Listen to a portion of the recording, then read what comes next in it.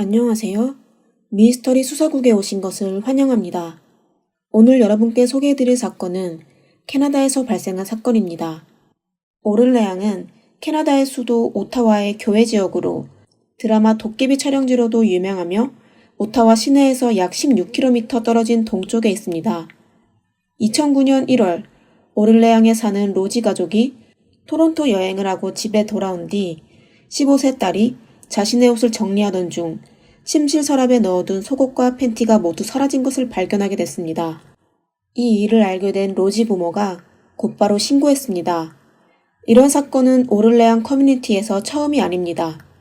2008년부터 2009년까지 오를레앙에서 34건의 유사한 침입 절도 사건이 발생했는데 이 도둑은 여성의 속옷과 팬티만 훔쳤습니다. 오를레앙 경찰은 주민들에게 경각심을 일깨우는 한편 총력을 기울이고 있지만 별다른 진전이 없었습니다. 오를레앙의 남서쪽 차로 2시간 거리에 있는 트위드 마을에서도 비슷한 사건이 발생했습니다.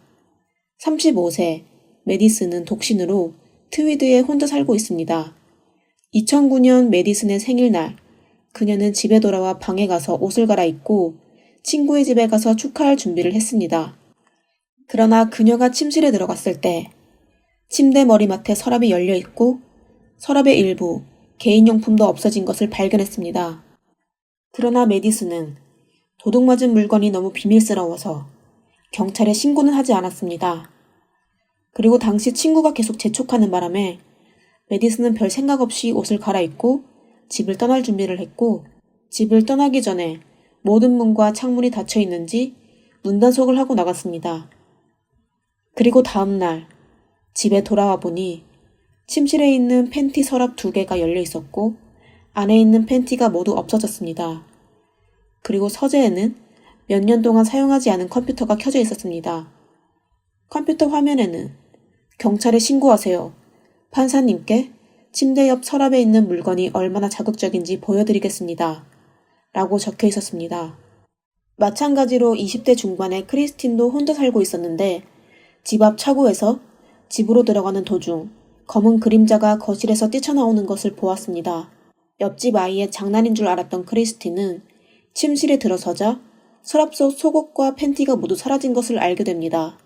그 후 몇 년 동안 여성의 속옷이 사라지는 사건이 잇따랐고 경찰도 계속 수사했지만 아무런 단서도 없었습니다. 2009년 9월 17일 저녁 한 싱글맘과 그녀의 8주 된 아기가 자고 있었습니다. 새벽 1시에 복면을 한 남자가 그녀의 집에 침입하여 강제를 관계를 맺곤 사진을 찍었습니다. 남자는 새벽 3시에 떠났습니다. 그런데 더욱 공포스러운 건 다음날 밤 이 남자가 또 와서 전날 밤과 똑같은 짓을 하고 속옷까지 가져갔습니다. 일주일 뒤 혼자 사는 여성이 당했습니다. 똑같이 복면을 쓴 남성이 사진을 찍었습니다. 여자가 나를 죽일 거예요? 라고 묻자 남자는 그렇게까지 할 필요는 없어요. 라고 답했습니다.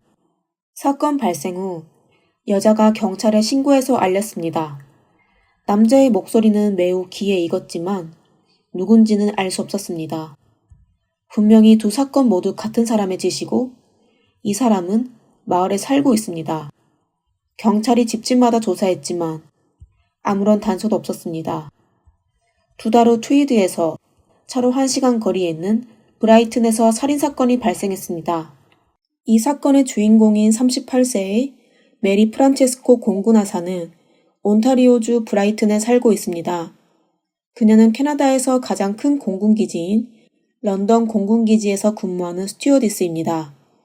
2009년 11월 25일 프란체스코는 싸늘하게 변한 상태로 집에서 발견되었고 사인은 질식사였습니다.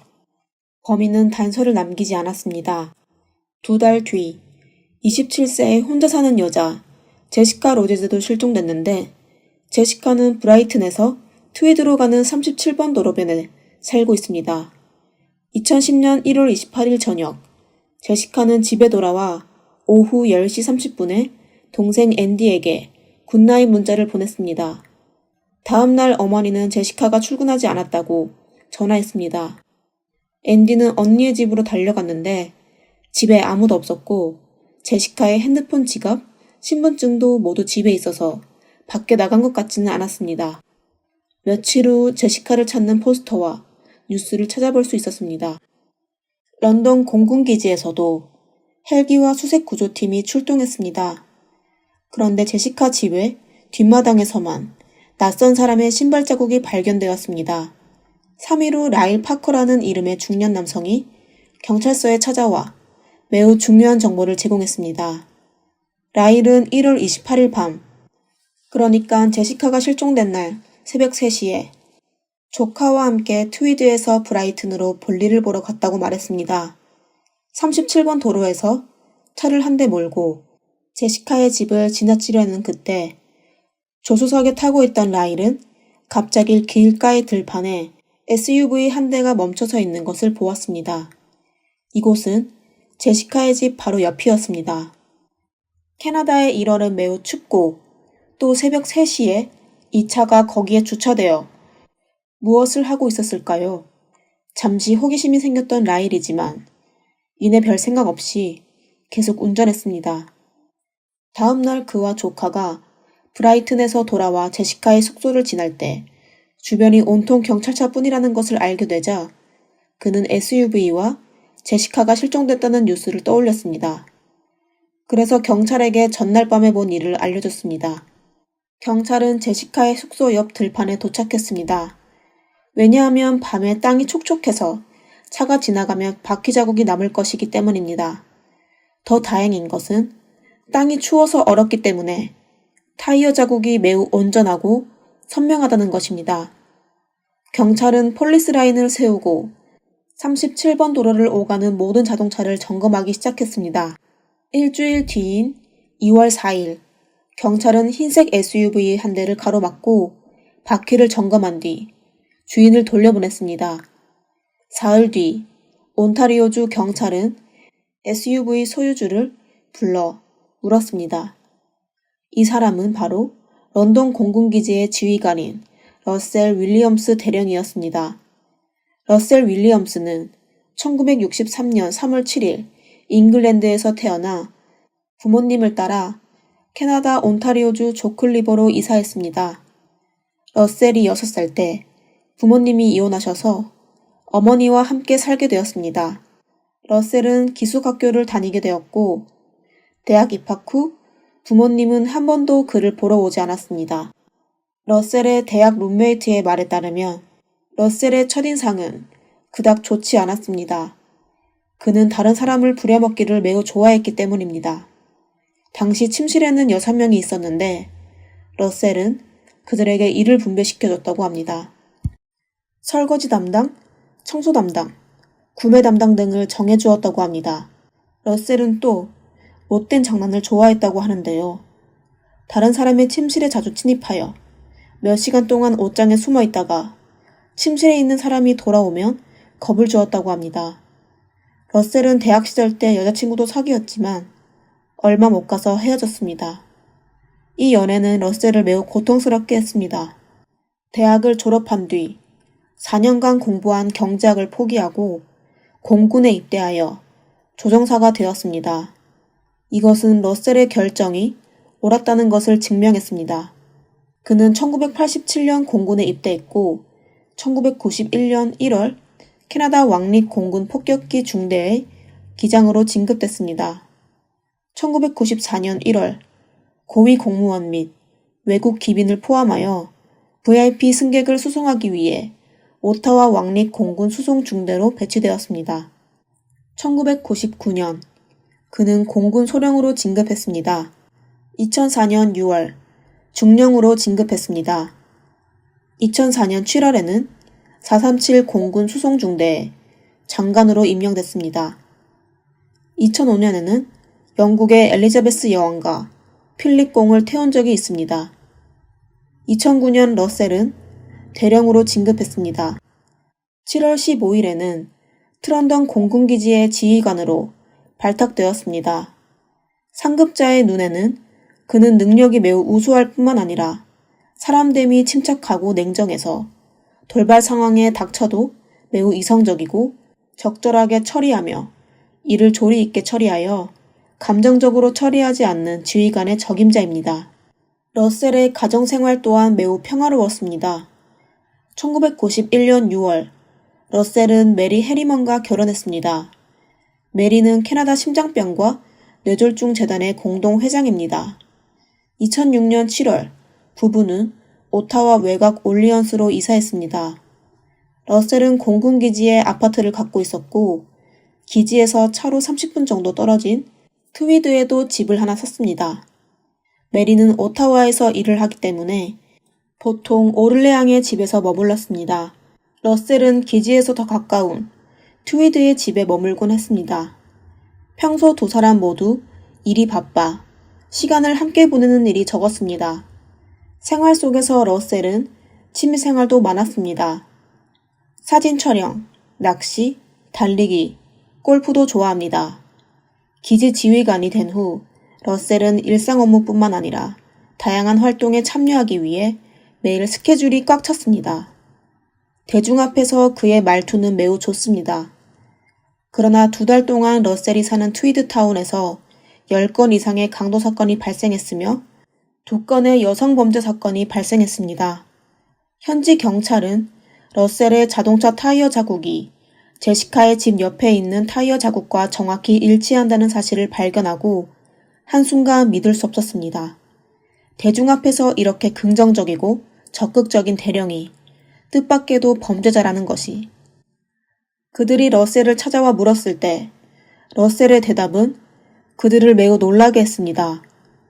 신문은 9시간 동안 진행되었으며 그 과정에서 러셀은 지문 액체 샘플과 당시 신은 신발을 제공했습니다. 이 신발은 제시카 뒷마당에서 발견된 신발 자국과 정확히 일치하는 것으로 테스트되었으며 결국 러셀은 그의 범행을 인정했습니다. 러셀은 1월 28일 밤 제시카의 집에 도착해 강요한 뒤 트위드에 있는 자신의 집으로 데려와 24시간 동안 러셀의 집에 머물렀다고 말했습니다. 제시카는 계속 반항했고 러셀은 손전등으로 그녀를 때렸고 생각지 못한 것은 제시카가 바로 의식을 잃었습니다. 그리고 러셀은 밧줄로 제시카를 죽였습니다. 다음 날 토요일, 러셀은 제시카의 차가운 몸을 집에 두고 올리언스로 가서 아내와 주말을 보냈습니다. 주말을 보내고 트위드 집으로 돌아와 제시카를 트위드의 한 길가에 묻었습니다.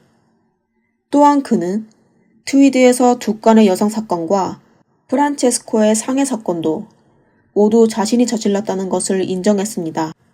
러셀은 82건의 도난 사건을 저질렀고 수천 벌의 여성 속옷과 팬티를 훔쳤습니다.